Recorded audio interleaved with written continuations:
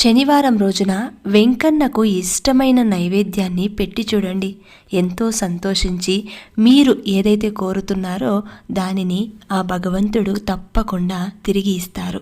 మరి వెంకన్నకు ఇష్టమైన నైవేద్యం ఏంటంటే, ఆయనకు చాలా రకాల నైవేద్యాలు పెడుతూ ఉంటారు భక్తులు. కానీ ఆయనకు ఎక్కువగా చక్కెర పొంగలి, పులిహోర, దద్దోజనం, మిరియాల పొంగలి, చిన్న లడ్డూలు భక్తులు ఎక్కువగా సమర్పిస్తూ ఉంటారు.